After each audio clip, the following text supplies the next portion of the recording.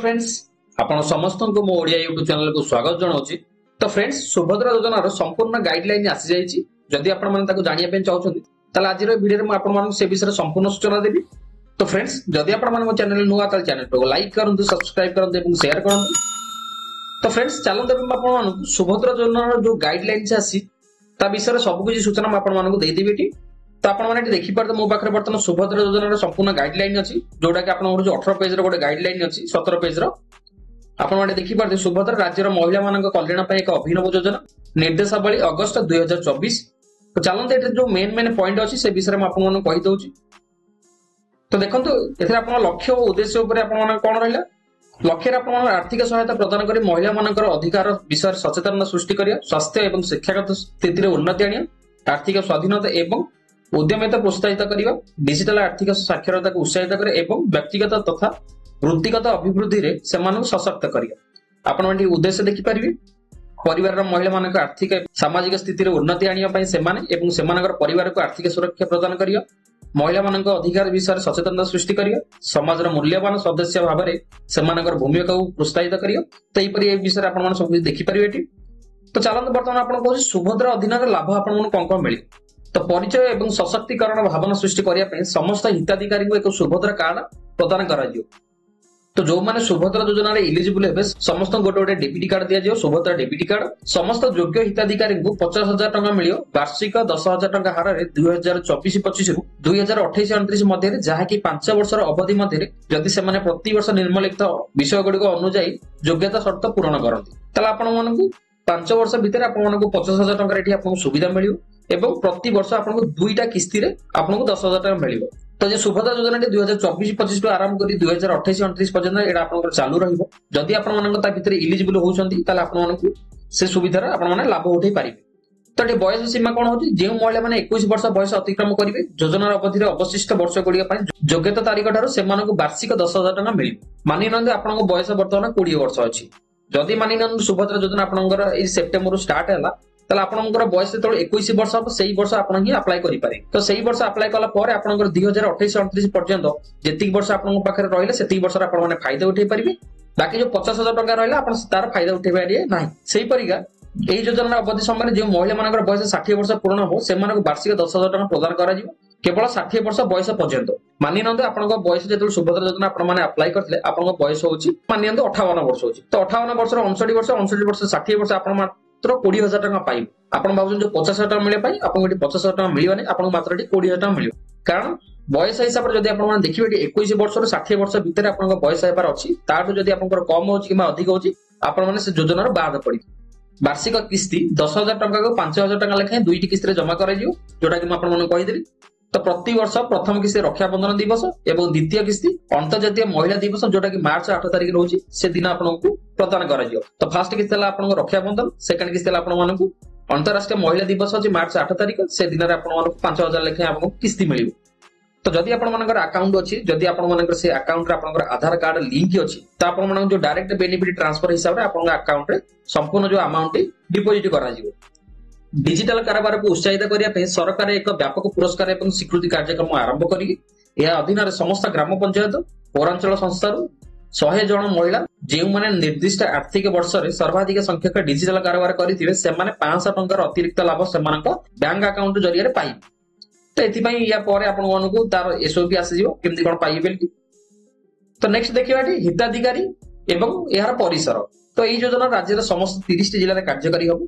योग्यता मानदंड पूर्ण करुथिया समस्त महिला ई योजना अधीन रे अंतर्भुक्त हेबे। तो चलंत वर्तमान देखिया योग्य हिताधिकारी। तो को माने इथरे योग्य अटंती एवं को माने इथरे अयोग्य अटंती सुभद्रा योजना अप्लाई करिया पे। तो देखिदा हम योग्यता मानदंड। तो जदि आपण माने सुभद्रा योजना रे अप्लाई करिया पे चाहउछन तले आपण माने एलिजिबल के नाही कि परि आपण माने जानि। तो फर्स्ट कथला आवेदनकारी ओडिसा रा बासिंदा हेतिबार अछि। एही योजना अधीन रे योग्य हेबा पई आवेदनकारी बयस योग्यता तारीख अनुसार 21 वर्ष किबा तारो अधिक किबा 60 वर्ष रो कम हेबा दरकार। तो आपण जो बयस रहला 21 रो 60 वर्ष हेबार अछि। तो आपण मानकर आधार कार्ड जो डेट ऑफ बर्थ अछि ताको नै कि आपनकर बयस एतरे कैलकुलेशन करा जिवो। आर्थिक वर्ष 2024-25 पई 1 जुलाई 2024 तारीख सुधा महिला बयस 21 वर्ष किबा तारो अधिक हेबार अछि किबा 60 वर्ष रो कम हेबार अछि। तेणु आवेदनकारी जन्म तारीख 2/7/1964 वर्ष पूर्व किंबा 1/7/2003 पर हेबा उचित नुह। तो चलते बर्तमान देखिए अयोग्य मानदंड कौन। तो कौ मैंने जो सुभद्रा योजना अप्लाई करने अयोग्य अटंती। तो 1 जुलाई 2024 तारीख सुधा 21 वर्ष कम और 60 वर्ष अधिक कौन महिला यही सुविधार लाभ उठे पारे ना। सेकेंड कथा जेकोसी महिला मासक मोट 1500 टंका कि अधिक कि वार्षिक मोट 18,000 टंका अधिक कौन राज्य कि केंद्र सरकारी योजना तथा पेंशन छात्रवृत्ति इत्यादि सहायता ग्रहण कर योग्य विवेचित हेबे ना। जड़े महिला निजे कि निजर परिवार सदस्य जदि वर्तमान कि पूर्वतन सांसद कि विधानसभा सदस्य जदि आपंकर परिवार किए एमपी एमएलए अच्छी आपने पाइबे ना। जदि आप परिवार में किए इनकम टैक्स भरुची आपने पाइबे ना। जेकोसी सहरांचल स्वायत्त शासन संस्था अर्बान लोकाल बॉडी कि पंचायती राज अनुसार निर्वाचित जनप्रतिनिधि होइथिबे केवल वार्ड मेंबर स्थानीय परिषद सदस्य व्यतीत। जदि आप वार्ड मेंबर कि स्थानीय काउंसिलर व्यतीत जदि आपने जो सुभद्रा योजना आपने तार फायदा उठे पारे ना। भारत सरकार कि राज्य सरकार अधीन जेकोसी अंडरटेकिंग बोर्ड संस्था लोकाल बॉडी संगठन नियमित स्थायी चुक्तिभित्तिक कर्मचारी भाव में नियुक्ति कि अवसर पर पेंशन ग्रहण करुथिबे जो सुभद्रा योजना बाद पड़े। जेकोसी सरकारी विभाग अंडरटेकिंग बोर्ड भारत सरकार कि राज्य सरकार मनोनीत प्रतिनिधि होते आप बाद पड़ी। आवेदनकारी परिवार जलसेचित जमीर परिमाण जदि 5 एकड़ रु अधिक अच्छी कि अणजलसेचित जमीर परिमाण जदि 10 एकड़ अधिक होते आपने सुभद्रा योजनार फायदा उठे पारे ना। तो जदि आप परिवार में किए ट्रैक्टर मिनी ट्रक छोट वाणिज्यिक जान एवं अन्य सामान हालुका जान व्यतीत अन्य कौन 4 चकिया मोटर जान जब मालिक होते बाद पड़ी। तो ये जो परिवार कहुच्छे जदि आप राशन कार्ड अच्छी एनएफएसए कि एसएफएसएस जोटा राज्य सरकार खाद्य सुरक्षा योजना कि जो जातीय खाद्य सुरक्षा आईन अनुसार जदि आप राशन कार्ड अच्छी से जो मेंबर मैंने अच्छा से मेंबर मान बुझा जाए आप परिवार। जदि से राशन कार्ड भितर कहीं आप मेंबर ना परिवार हिसाब से काउंट कर।